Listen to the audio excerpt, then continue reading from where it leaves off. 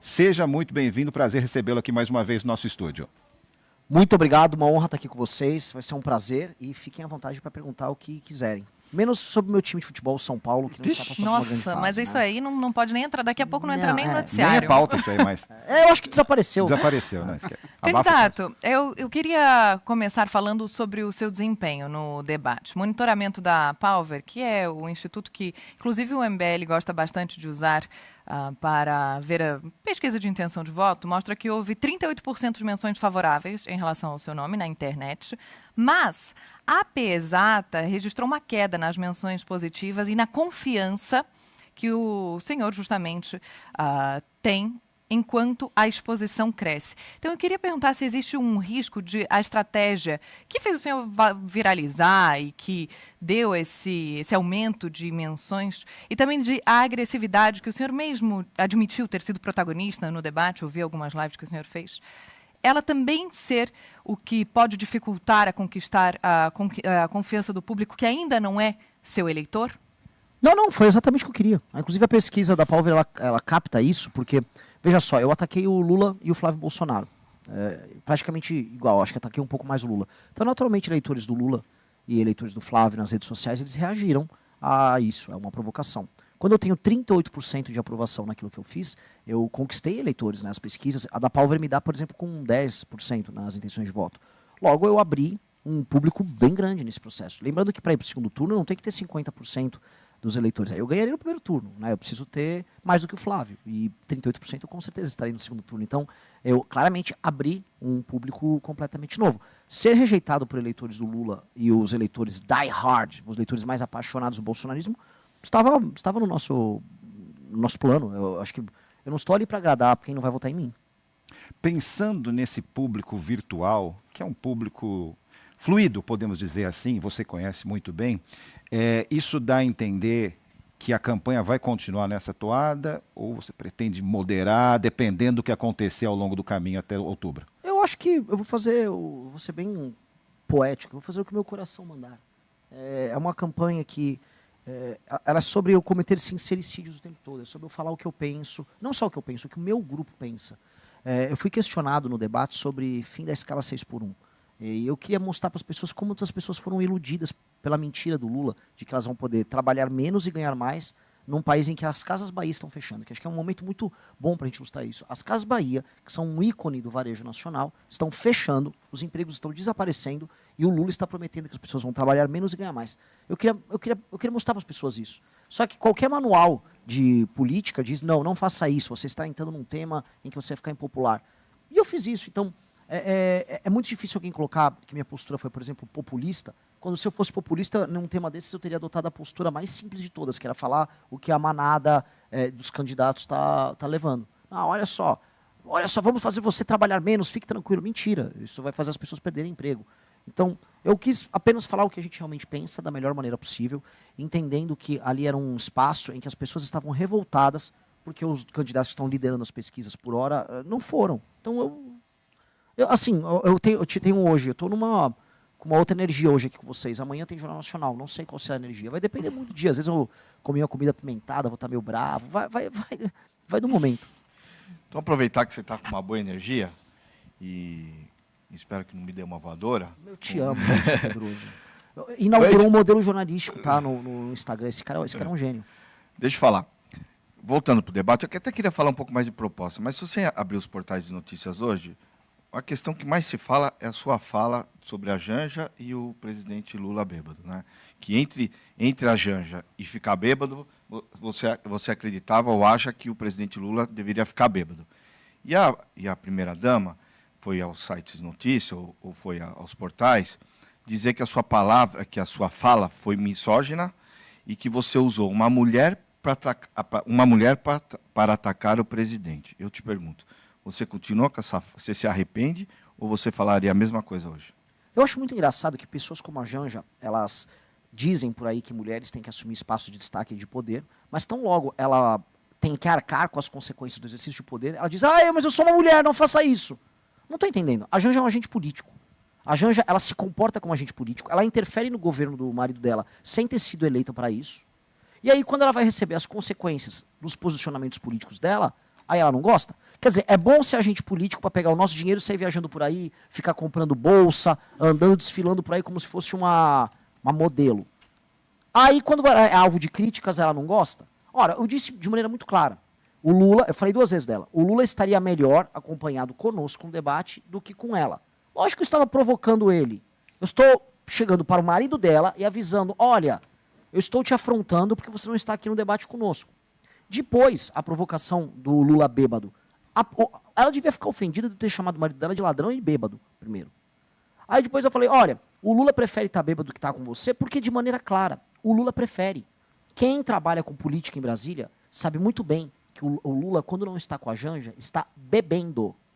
E a Janja é a pessoa que faz o Lula, inclusive, dar uma maneirada na bebida. Então eu estou provocando, eu estou afrontando o Lula. Todo mundo, de todos os partidos do Centrão no Brasil, sabem disso. Todo mundo sabe, o Lula está bebendo demais. Bebe aquele uísque japonês, acho que é Suntory. Vive bebendo nas reuniões. O Lula voltou a beber bastante. E a Janja, nesse sentido, sabe. A Janja, inclusive, reportes que eu tenho, inclusive de Brasília, a Janja reclama disso.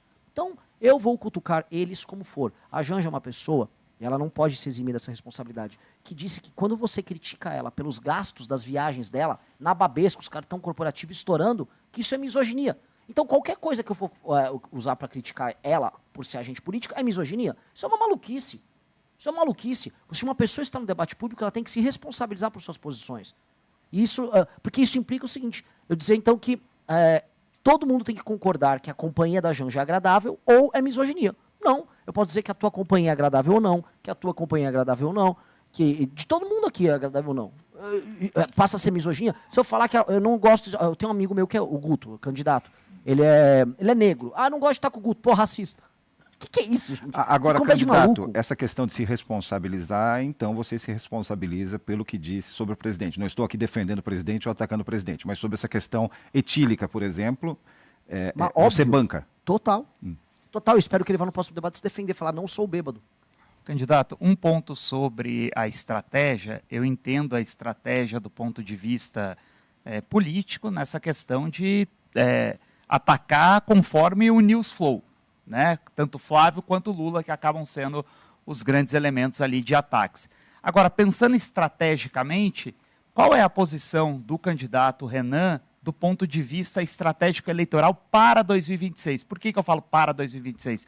Porque o cenário de 2026 ele não permite muito espaço para os ataques a ambos os lados. E vou explicar o porquê. A gente tem um cenário polarizado e aí a figura de ataque acaba alimentando o outro lado. Então, quando ataca Lula, alimenta o bolsonarismo. Quando ataca Flávio, alimenta o lulismo. Você acha que a estratégia seria adotar um ponto focal e atacá-lo, ou atacar de ambos os lados e aí correr o risco de não conseguir alçar o percentual para chegar no segundo turno? Não, muito pelo contrário.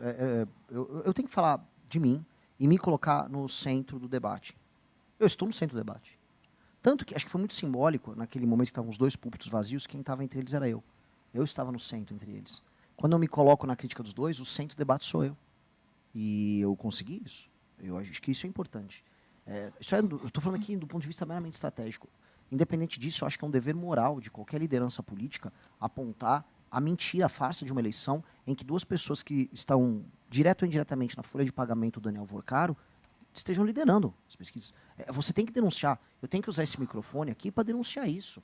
É dever moral. Porque antes de eu ser candidato, eu sou um ativista político, e antes de eu ser um ativista, eu sou um brasileiro. Direto ou indiretamente, eu estou pagando essa conta. O pessoal que está assistindo, a tarifa que você paga no teu banco, no fundo, tem um percentualzinho ali dela que está indo para pagar o Fundo Garantidor de Crédito, o FGC, que os bancos financiam, e o FGC foi usado na casa das dezenas de bilhões de reais para pagar o rombo do Banco Master, num golpe que esses caras deram. Esses caras usaram esse dinheiro roubado para comprar parlamentar, para comprar político, para fazer orgia em Trancoso, e esses políticos participaram disso. Isso é injusto, então é uma questão de dever moral. Certas coisas a gente não precisa se preocupar com estratégia. E eu vou falar uma coisa que eu aprendi nos últimos anos. Quando você é muito estratégico e fica escolhendo adversários e tal, você perde no final. O Partido Novo escolheu o caminho assim, eu só vou fingir que o bolsonarismo é ótimo enquanto eu falo mal do Lula. O que aconteceu? Perderam completamente a relevância. São uma linha auxiliar. Então, quando você pensa demais e deixa de usar o teu coração, você falha, você fracassa, as pessoas percebem. E eu acho que o nosso destaque nessa eleição, eu não sei como é que eu vou terminar. Eu espero que eu já passe o Flávio e vá para o segundo turno. E derrote o Lula, que é o meu objetivo nessa eleição. Agora, eu não posso me construir de modo a ser um boneco fingido. Eu fico indignado com a ausência do Flávio, assim como fico indignado com a ausência do Lula. Agora, candidato, queria falar sobre as suas propostas. O senhor prometeu um banho de sangue contra integrantes de facções e defende o direito penal do inimigo. Então, se o senhor, por um lado, se diz que não é populista, há populismo nessas propostas que tratam do combate à criminalidade. A gente não está falando sobre aliviar para criminoso, nem minimizar a gravidade das facções. A questão é: quem é que o Estado pode tratar como inimigo? Vai bastar investigação, indiciamento, condenação? Em que momento é que as pessoas perdem as garantias de cidadãos no governo Renan Santos? O Estado já faz isso hoje, de maneira bem tranquila. Quando você tem uma investigação, não estou nem falando agora das facções, e a polícia determina, a Polícia Civil, olha, isso aqui é uma formação de quadrilha, encontramos evidência suficiente para demonstrar que um grupo de pessoas se reuniu ali de modo a cometer crimes em conjunto. Esse inquérito vira uma investigação, isso vira um processo, isso pode acarretar em prisões. Então, diariamente isso está acontecendo ao redor do Brasil. O processo de determinar, através da investigação, que pessoas fazem parte de um determinado grupo criminoso, isso já existe no Brasil há mais de século. É uma coisa sedimentada no direito brasileiro. Então, a Polícia Federal, o Ministério Público, as polícias estaduais, elas podem, no decorrer das suas investigações, determinar, olha, há uma facção neste estado aqui, vamos dar no Rio de Janeiro, há o Comando Vermelho. Hoje, quem controla a operação do Comando Vermelho na maior parte das favelas é um sujeito chamado DOCA, ou Urso. Ele tem uma cadeia de comando que opera nessa favela aqui, naquela favela ali. Há uma pessoa que cuida da parte de assaltos, outra pessoa está na distribuição de drogas. Você consegue acarretar, faz quebras de sigilo telemático, quebras de sigilo bancário. Você consegue ver, vamos dizer, as conversas entre eles, como está estabelecida a hierarquia. E com base nisso, olha, essa pessoa pertence a uma facção, logo os direitos dela serão mitigados, logo o Estado tem que ir para cima dela de uma maneira muito enfática. E não é populismo falar que é um banho de sangue que precisa ser feito. Por mais que, lógico, seja um uso, como posso colocar, perspicaz da palavra. Eu realmente, assim, eu vou falar de maneira literal, eu quero fazer um banho de sangue com eles. Eu não vejo nada além de matar um sujeito como DOCA como necessário. E eu falo isso não porque eu quero ganhar votos. Eu perco alguns votos, algumas pessoas se assustam com o que eu estou falando. É porque você não poderá salvar nem a alma, nem a mente de uma pessoa que já participa, direto ou indiretamente, de dezenas de mortes diárias. O Comando Vermelho, as pessoas às vezes não entendem. O Comando Vermelho é muito pior do que qualquer coisa que passou na história do Brasil. Diariamente, dezenas de pessoas morrem ao redor do Brasil em conflitos tocados pelo Comando Vermelho. São dezenas. Dezenas. Assim, as pessoas não se dão conta. Às vezes a gente fala de um assassinato. Nossa, houve um assassinato. Vamos tratar desse tema. A Janja, uma menina se matou, lamentavelmente, no Instagram. A Janja fez derrubarem uma rede social inteira, o Discord. O Comando Vermelho morre diariamente dezenas de pessoas. Majoritariamente meninos negros. Eles são as maiores vítimas. E aí esse pessoal fica, vidas negras importam. Não importam para eles. Mas então, quando o senhor fala sobre banho de sangue, o senhor está falando sobre lideranças de facções. Lideranças de facções. E o senhor não teme que esse discurso, ele extrapole as facções? A gente teve um caso no Rio de Janeiro, na semana passada, de um rapaz que foi espancado. Ele foi linchado, espancado até a morte com pauladas. A gente vive um momento muito delicado nesse sentido, em que as pessoas podem tender a acreditar que bandido bom é bandido morto. O senhor tem um slogan nesse sentido. Só que quem é bandido? Essa é a pergunta. O DOCA? O senhor está falando do DOCA, da liderança da facção? Isso não pode extrapolar? Eu acho que sim, tem que extrapolar do DOCA até a base da pirâmide da facção dele. Eu acho que tem que. Mas aí o monopólio da violência por parte do Estado. É do Estado. Lógico. Não do cidadão, que pode achar. Acho que a Joana está levantando esse ponto também, que é um problema do guardinha da esquina, como diria Pedro Aleixo em 1969. Olha, né? Quem dera este fosse um problema, né?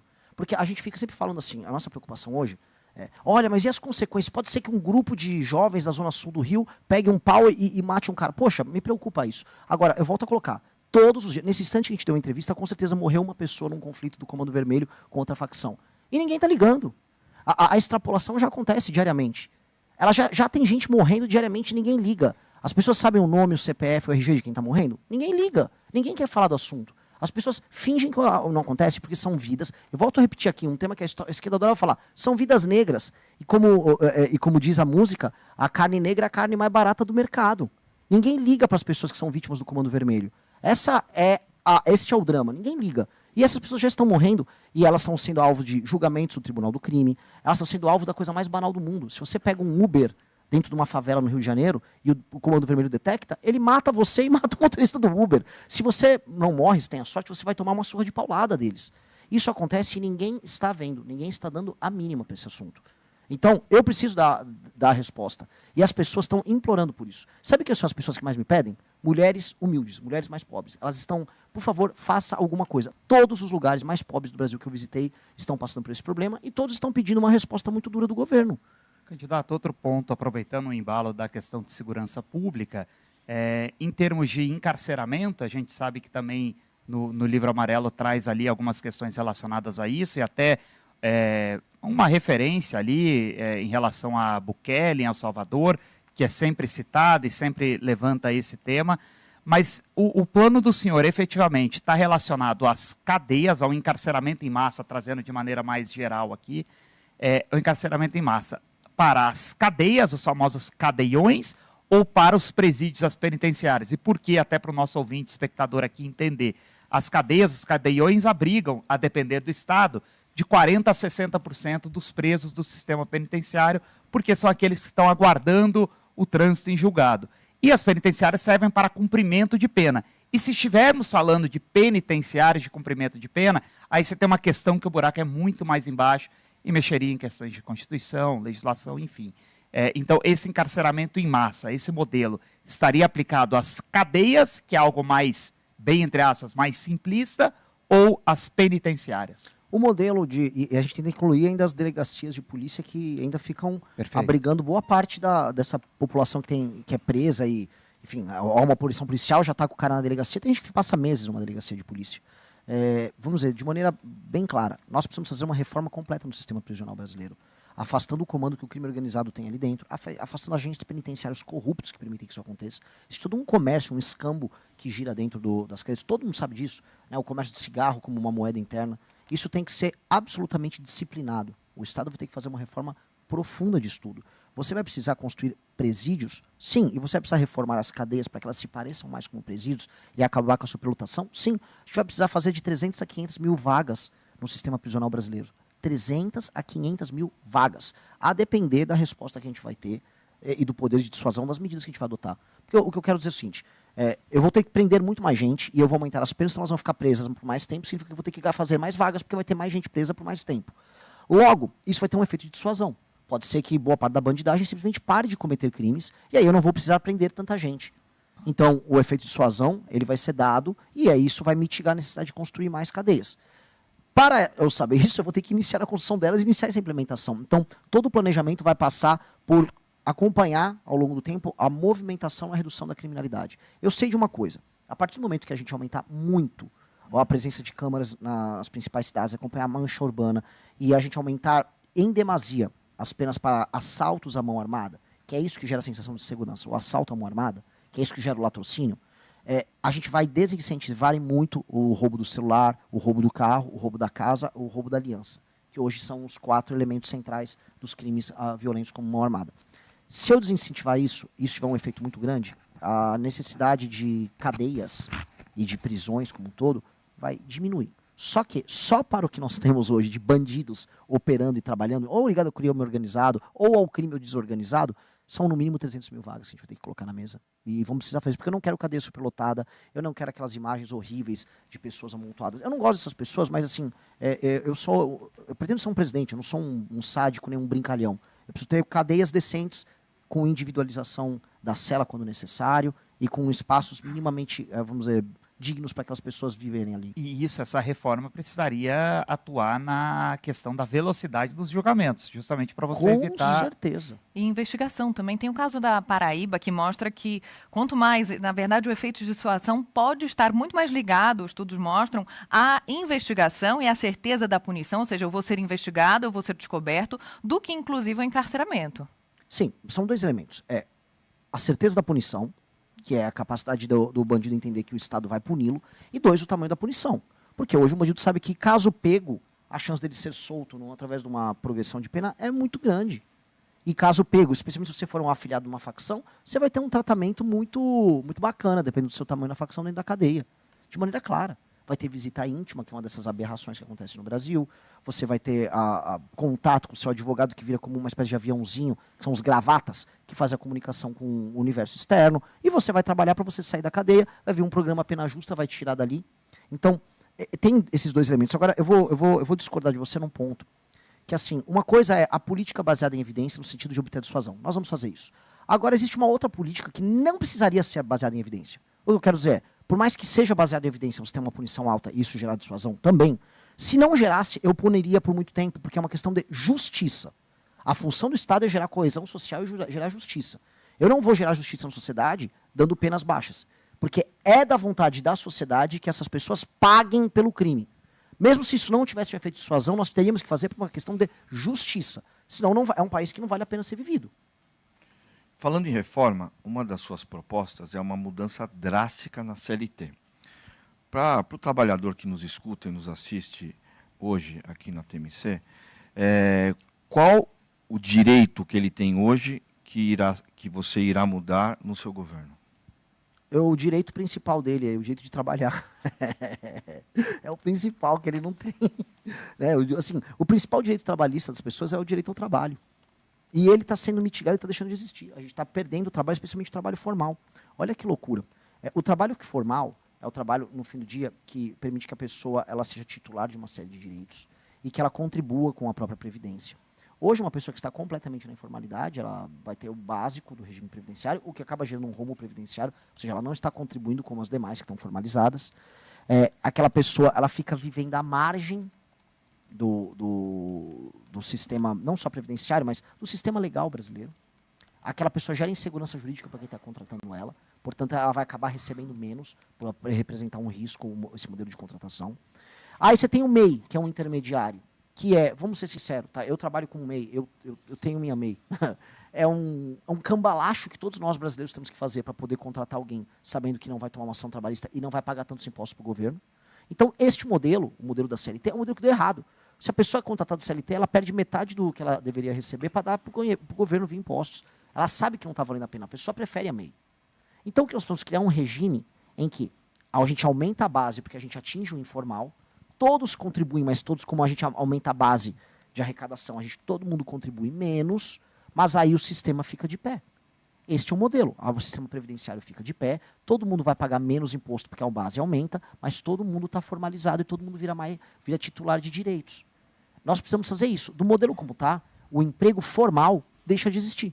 E aí você tem da concorrência com o assistencialismo, que faz com que nos municípios em que há, vamos dizer, uma população mais humilde, com alta presença do Bolsa Família, o caminho adotado seja um pouquinho de Bolsa Família e um bico. Que é o que os homens nesses interiores fazem. Um pouquinho de Bolsa Família e um bico. O cara vai ficar para sempre pobre.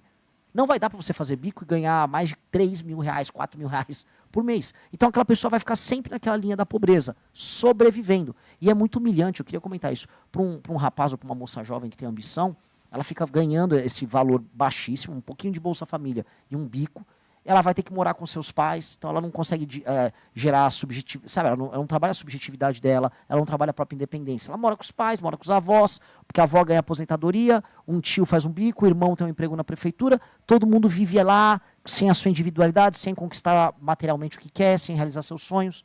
Então, o direito ao trabalho é o direito da emancipação das pessoas. Isso precisa ser dado às pessoas.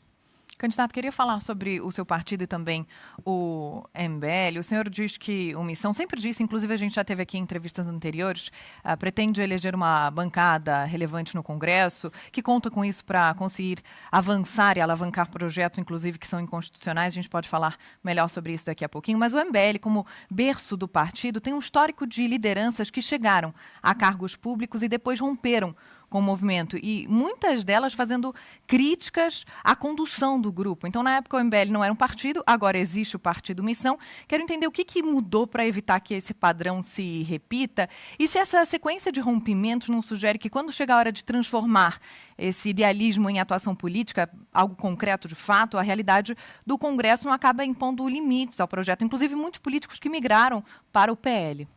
É uma boa pergunta, porque mostra uma falha de leitura nossa na seleção dessas pessoas, que mostra também que o idealismo de boa parte dos ativistas de internet tem limite, né? E o limite é a grana ou o voto fácil. E a gente pode reparar, você fez uma excelente observação, que todos os que saem acabam virando bolsonaristas, que eles vão pro PL. Ou seja, eles estão procurando um caminho fácil. O bolsonarismo é uma forma de você enganar idosos. O bolsonarismo é muito parecido com o escândalo do INSS. É um golpe que você dá em idosos para você tirar o dinheirinho deles sem que eles percebam direito o que está acontecendo. É isso. É uma forma de enganar a vovó. Então, essas pessoas, quando estavam conosco, tinham uma dificuldade maior, porque você ganha uma eleição conosco, você tem que criticar a gente da esquerda que é corrupta, a gente que é direita que é corrupta, você não pode ser corrupto, você não pode ser comprado para receber mensalinho. Aí essas pessoas viram vereadores, aí elas falam, pô, mas então eu quero ganhar um dinheirinho, eu quero ganhar a próxima eleição fácil, eu quero enganar a vovó também. Ah, vou pro PL. Aí a pessoa, naturalmente, para ser aceita no PL, é quase como se fosse um ritual de purgação. Ela tem que falar, olha, eu odeio o MBL, na verdade, era muito mal, eles eram terríveis. Ele usou o MBL para ganhar. Aí depois ele xinga. Isso é sinal de desonestidade dessas pessoas, porque quem confiou nelas fomos nós. Então todas essas pessoas são desonestas. São desonestas, porque elas falavam uma coisa antes de ganhar a eleição, e depois que ganham falam outra. Esse é o primeiro ponto. Segundo ponto, todas elas viraram bolsonaristas. Se fosse um problema do MBL, elas poderiam manter a posição que elas tinham e falar, olha, eu mantenho minha posição, não gosto nem do Flávio Bolsonaro, nem do Lula, nem do Jair Bolsonaro, mas o Renan é um autoritário. Mas o Kim, ele, sei lá, ele gosta de anime. Tudo bem, é uma crítica. Agora, por que todos viram bolsonaristas? Por que todos mudam sua própria posição? Sempre após ganhar a eleição? É porque são oportunistas, porque são canalhas. E essas pessoas, elas são um péssimo exemplo. A beleza de ter montado o partido é que agora isso vai ficar muito mais difícil de fazer. O partido tem regras internas, a pessoa vai pagar pela infidelidade partidária, não vai dar simplesmente para sair do partido ao longo do mandato. E para crescer na estrutura do partido, a pessoa vai ter que demonstrar ao longo do tempo que ela é confiável, que ela não vai cometer esse tipo de erro. Então, sim, nós tivemos falhas de seleção, a sua pergunta é muito boa, nós não somos um grupo perfeito, agora a gente nunca teve erro de intenção. Ou seja, a gente nunca quis mentir para as pessoas. A gente confiou e foi traído. E nunca teve erro de conduta, porque já foram acusados de vários desses erros, inclusive de funcionarem como uma seita. Mas isso é uma coisa muito subjetiva. Isso funciona como uma seita. Eu posso então falar que qualquer grupo político é uma seita. Porque cabe bem, ó, o PT é uma seita do Lula. O bolsonarismo é uma seita do Jair, né? Eles amam. Eu posso falar que qualquer grupo que tem lideranças fortes é uma seita. Eu acho que essa é uma crítica meio vazia.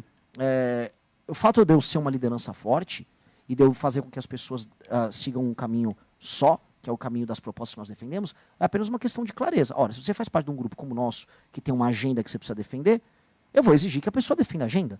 Não é assim que funciona? A pessoa quer estar num grupo, mas não quer defender o que o grupo pensa.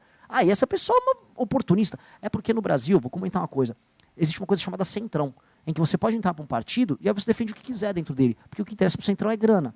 Essas pessoas acham que nós somos um grupo do centrão, e nós não somos. Candidato, quero, se você me permite, explorar um pouco mais essa questão conceitual, essa pureza de ideias, porque lendo o livro Amarelo, 2 termos me chamaram muito a atenção, até porque eles remetem à história do Brasil, o Estado Novo e as reformas de base. Então, sucintamente, queria que você falasse um pouco sobre as reformas de base, que nos lembram de João Goulart, né? Um filho político de Getúlio Vargas, que foi um ditador, e o Estado Novo remete justamente àquele período de 37 a 45. Aliás, teve um Estado Novo em Portugal também, que foi uma ditadura, né? Mas eu queria, se possível, que você detalhasse, então, qual que é a visão por trás desse conceito, se foi deliberado, se foi uma sacada, assim, acho que vale a pena a gente usar esses termos. E tudo isso são provocações aos nossos adversários. A ideia é provocar. Eu vou dar um exemplo. O livro amarelo, o termo livro amarelo, é uma provocação ao que houve, por exemplo, o livro vermelho do Mao Tse Tung, ou o livro verde do Gaddafi. É provocação mesmo, é para cutucar. Estou me apropriando dos termos que vocês usam. Estado Novo é um termo de Getúlio Vargas. Nós somos, em muitos termos, até algumas coincidências que pode achar que ali, mas nós somos oposição ao modelo dele. João Goulart também. Então, quando eu pego os termos deles, eu me aproprio. É uma coisa meio Mário de Andrade, aquela coisa da antropofagia. Eu vou deglutir o que vocês falavam e vou gerar algo completamente meu.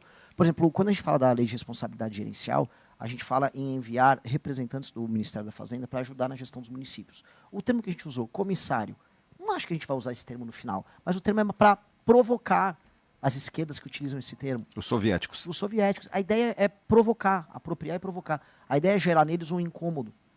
Porque esse incômodo faz com que eles entendam que nós chegamos para participar do grande jogo político e para provocar e para se apropriar de coisas que eles consideram quase religiosas. Aí sim eu brinco com o elemento seita deles.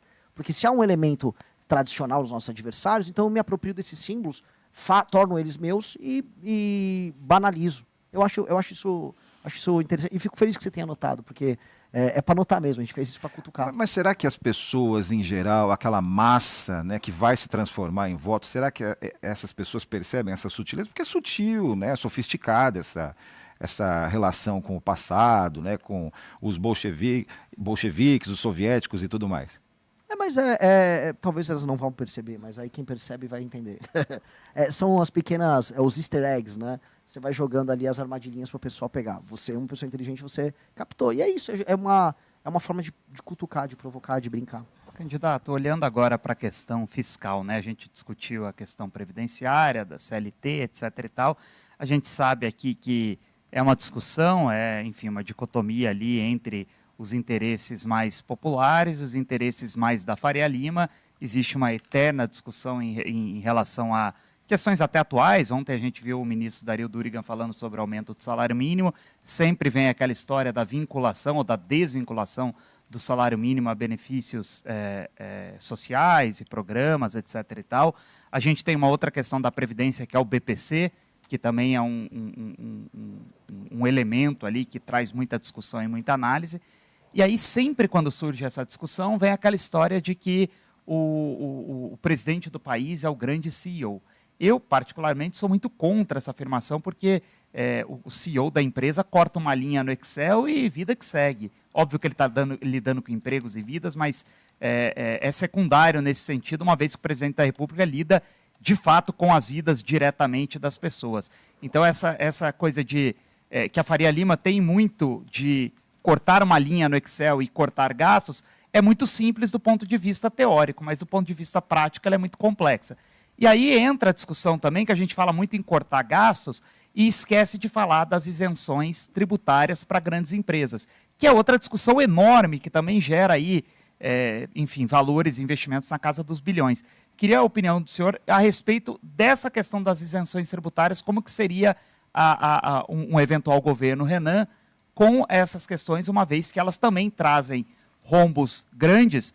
Eu sei que tem um retorno, mas tudo tem um retorno, o benefício social também.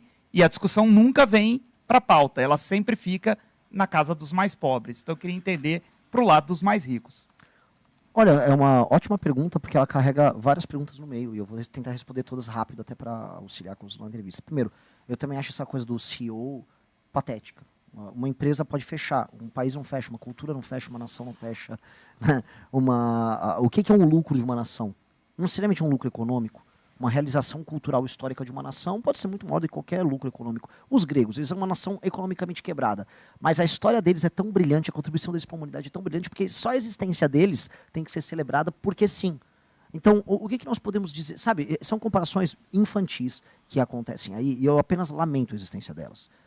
Segundo ponto, sobre indexações e vinculações, são termos muito complicados para trazer o debate público, mas a real é o seguinte: apenas o Brasil, das nações em desenvolvimento e desenvolvidas, vamos colocar aí no meio, praticam esse tipo de política fiscal que ela é suicida. Suicida. Isso é suicídio. Porque é aquela coisa que você dá com uma mão e tira com a outra. Então, eu vou indexar o aumento do salário mínimo, o aumento da aposentadoria do BPC. Ok, eu estou falando que uma pessoa que está produzindo, o ganho real que ela teve, ela se transforma em ganho real para quem não está produzindo. Isso vai gerar pressão fiscal, que gera pressão inflacionária, que gera aumento de juros, e aí o poder de compra de todos diminui. Então você dá com uma mão e tira com a outra. Isso é ilusão. A gente vai corrigir pela inflação, ninguém vai perder um centavo que está ganhando. E se você está num momento de crescimento econômico, a nação está crescendo bastante. Aí o presidente vou dar um ganho real. Eu vou e dou um ganho real. Aumentei agora ainda mais a aposentadoria para cima da inflação, a corrigir ainda mais o BPC acima da inflação, por uma liberalidade do presidente da República que percebe que aquele país está num momento melhor. Ponto. Da maneira como está, crescendo ou não crescendo, o gasto vai explodir. Aí vai acontecer o seguinte: não vai ter aposentadoria para ninguém. Aí ninguém vai ter como pagar a aposentadoria. Então, é loucura. O presidente ele tem que ser responsável. E falando das renúncias fiscais. Primeira coisa, a reforma tributária, ela vai pegar já passou. A maior parte dessas renúncias vão desaparecer, tirando Zona Franca de Manaus e alguns pequenos casos específicos. Esses pequenos casos específicos vão precisar ser alterados também. E mais, eu já quero antecipar os efeitos. Eu preciso mexer em muitas renúncias fiscais. Tem muita renúncia fiscal nas casas de dezenas e centenas de bilhão. Só que, agora para ser claro, a maior parte das renúncias fiscais, hoje no Brasil, estão vinculadas ao Simples e ao MEI. E ninguém está falando hoje em mexer no Simples e MEI. E eu acho suicídio para o Brasil hoje mexer no Simples e no MEI, porque a economia brasileira, a pequena economia brasileira, está baseada nisso. A gente vai ter que criar um sistema de trabalho que permita que haja arrecadação com baixíssimos impostos para as pessoas e aumento da base. Mas quando a gente fala em renúncia fiscal, que o Brasil entenda. A pessoa fala, tem 900 bilhões de renúncia fiscal. Calma, é simples e meio. O político vai mexer nisso? A gente vai quebrar o Brasil, que ainda está formalizado. Só para a galera entender. Existe aí espaço, por exemplo, só a Ronda na Zona Franca de Manaus representa 16 bilhões de renúncia fiscal por ano. É muito. Vai ter que mexer na Zona Franca. Mas boa parte dessas renúncias são simples meio que é gente pobre e pequena empresa. Eu não vou quebrar esses caras. Renan, sobre as propostas que são inconstitucionais, eu vi um vídeo seu, acho que ontem ou anteontem, o senhor postou dizendo que estava estudando a constitucionalidade de algumas das propostas para ter na ponta da língua, enfim. Tem muitas que os jornalistas costumam perguntar, eu já tive a oportunidade de perguntar, como é que o senhor vai fazer para avançar com propostas? Por exemplo, a prisão perpétua, a pena de morte, direito penal do inimigo, a gente já falou sobre isso, restrição de garantias processuais, tem uma lista grande. Já entendi que o senhor disse que vai mudar, vai fazer, vai articular. Agora, a minha pergunta é, onde está o limite do poder de um presidente, Renan Santos? Vou começar assim, o fim da escala 6x1 é constitucional? Então, é uma PEC. É uma PEC. Então, tudo que for PEC, eu vou passar como PEC. Porque todos esses temas que estão... Mas sem apoio? PEC, eu vou ter que construir apoio, como todo presidente constrói. E para todas essas propostas? Não todas precisam ser PEC. Muitas precisam ser PEC. O que não for PEC é PL, o projeto de lei complementar. Você necessita de uma maioria menos expressiva. E o que for cláusula pétrea, eu não posso alterar. Eu teria que ter uma constituinte. O meu governo vai fazer de pronto uma constituinte? Não. O meu governo tem que responder os problemas brasileiros de pronto. Eu tenho que enfrentar a questão fiscal, eu tenho que enfrentar a questão econômica e eu tenho que enfrentar o crime organizado. São as primeiras coisas que um governo novo tem que fazer. Renan, quer uma constituinte? Calma. O Renan tem que provar o valor dele como presidente. Eu só posso propor uma constituinte para alterar a cláusula pétrea se eu tiver um governo que resolve as questões econômicas, federativas e de segurança. Se eu resolver essas questões, eu terei legitimidade para propor algo mais profundo. Então é algo a médio e longo prazo. Com certeza. Mas de início eu tenho que responder com a institucionalidade brasileira, e dá para responder com a institucionalidade brasileira, os problemas que o Brasil tem hoje. E se precisar alterar a Constituição via PEC, eu altero. Não há problema nenhum em fazer isso. Renan, muitos dos senadores, ou candidatos a senadores pelo Brasil, a principal bandeira é o impeachment dos ministros do Supremo, principalmente do Alexandre de Moraes. Qual vai ser a relação do presidente Renan com o Supremo e se você, de alguma forma, vai apoiar essa história de impeachment dos ministros? Nós temos que ser, vou usar o termo aqui, sagazes nesse jogo. Falar que eu vou chegar como presidente da República e no meu primeiro dia eu vou sair e fazer o impeachment do ministro Supremo é mostrar que eu sou bobo. É bobo. Não que eu não queira, e não que eu não ache que os envolvidos no escândalo do Banco Master não tenham que ser apenas afastados, mas presos também. E não que eu não vá colocar um procurador-geral da República independente para, durante o processo de investigação, apresentar uma denúncia e que eu não vou apoiar a bancada do Senado, nossa, para apresentar um pedido de impeachment. Faremos isso. Só que não serei eu um presidente que vai ficar arrumando briga à toa. Por quê? Porque no dia... duas coisas. Por que é ser sagaz? Eu vou nomear 4 ministros do STF. O próximo presidente vai nomear. Logo, com 4 ministros do STF, mais no mínimo 2 ou 3 que são decentes, que ainda estarão lá na corte, você estabelece uma maioria na corte republicana para que a corte possa alterar essa dinâmica horrorosa que ela adotou. Então, calma, se a gente colocar um presidente sério lá, e eu sou o mais sério dentre todos eles, eu vou colocar os nomes, a gente terá a maioria e a questão do STF ela será resolvida. E mais, os próprios ministros do STF sabem disso. Por saberem disso, eles sabem que terão que se adaptar a uma nova circunstância. Segunda coisa, eu preciso, logo no início do meu mandato, fazer um enfrentamento muito claro à questão do crime organizado e à questão da destruição fiscal que foi herdada será herdada pelo meu governo pelo Lula. Logo, eu precisarei de um STF que não me encha o saco. E eu não quero arrumar briga com o STF de pronto. Eu preciso resolver esses problemas, porque são problemas que envolvem o emprego, a comida na mesa e a existência física de milhões de brasileiros. Eu tenho que botar quais são minhas prioridades de início. Eu não quero uma crise institucional. O que eu aviso, que até teve uma discussão minha lá na Globo News, se eu não quero uma crise institucional, porque eu sou um institucionalista acima de tudo, nações com instituições fortes, elas prosperam, eu também não vou aceitar que eles rompam linhas institucionais para me tratar como um boneco. Isso eu não vou aceitar. É isso. Eu respeito daqui, a institucionalidade funciona e que eles me respeitem dali. O que eu não vou admitir é que não me respeitem. Não sou ladrão, não estava com o caro, terei sido eleito democraticamente e vou cumprir regimentalmente tudo aquilo que manda a Constituição.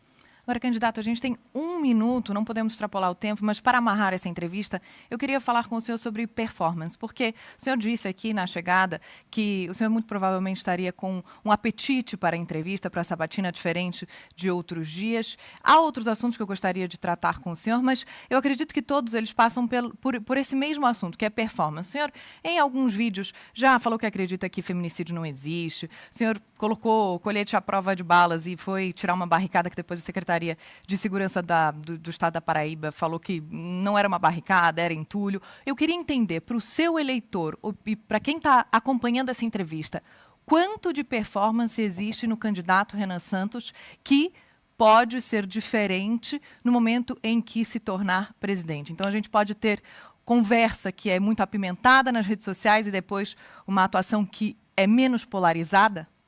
Não, porque não é performance. Eu posso responder objetivamente a todos os pontos que você colocou. Por exemplo, eu estar com colete à prova de balas. Eu não gosto de usar colete à prova de balas. Se eu quisesse performar, eu iria para a sabatina da Globo News de colete à prova de balas. Eu poderia ter ido no debate com colete à prova de balas. Eu coloco colete em circunstâncias específicas de exposição pública em que a Polícia Federal manda eu colocar um colete. Eu estou hoje com a proteção da Polícia Federal. Eu não estou hoje de colete. Eu não quero colocar colete. Eu acho cafona colocar colete. Segunda coisa, quando eu falei que o tipo penal, feminicídio, é uma criação recente, é porque ele é uma criação recente. O tipo penal. Mas existe. Existe o crime motivado pela relação homem-mulher, em que a mulher, na sua existência enquanto ser feminino, ela é vítima disso, existe. E é um tipo penal. Agora, é diferente que o tipo penal, os crimes existiam antes do tipo penal. Esse tipo de crime antes era confundido como crime passional. E existia estatisticamente sob outros termos. Ele representa hoje coisa de 4% do total de homicídios que acontecem todos os dias no Brasil. Só para entender, porque assim, todo dia morre pelo menos 10 mulheres. É a média, estamos em média. 6 mulheres são, em geral, vítimas de latrocínio. 4 são vítimas do tipo penal feminicídio. Todo dia, 12 crianças morrem. Crianças. Eu podia chamar de infanticídio. Em geral, são meninos, jovens, que são vítimas do crime. É isso, crianças e adolescentes. Nunca falam do infanticídio. Falam só do feminicídio, que nem é a maior causa morte da mulher. Infelizmente, por conta do nosso tempo, tá. é porque a gente precisa ter esse o tema é tempo. interessantíssimo. Tinha muitas perguntas, inclusive eu tinha aqui várias perguntas, espero ter outra oportunidade para entrevistá-lo e falar mais sobre o plano de governo. Um plano de governo de 500 páginas, é realmente difícil da gente abordar em 40 minutos, mas eu agradeço pela entrevista aqui em nome Obrigado por da responder com o TMC. coração, candidato, e até uma próxima. Boa campanha. Muito obrigado ao Wilson. Se você tem vontade de montar um canal de cortes para ajudar a divulgar as ideias do MBL e da missão, eu tenho um treinamento 100% focado mostrando como você pode sair do zero sem saber nada de edição, thumbnail, até você monetizar um canal de cortes e além de estar ajudando no projeto, também ser remunerado por isso. No mês de maio, por exemplo, o canal Inevitável Cortes faturou mais de 30 mil reais apenas de AdSense. O Felino Missionário e o Missão Avança, ambos fizeram mais de 1 milhão de visualizações e faturaram acima dos 14 mil reais. E se isso te interessou de alguma maneira, é só clicar no primeiro link da descrição desse vídeo ou então ler o QR Code que tá aparecendo aqui no meio da sua tela agora, onde eu vou te explicar de maneira mais detalhada como você pode começar o seu próprio canal de cortes.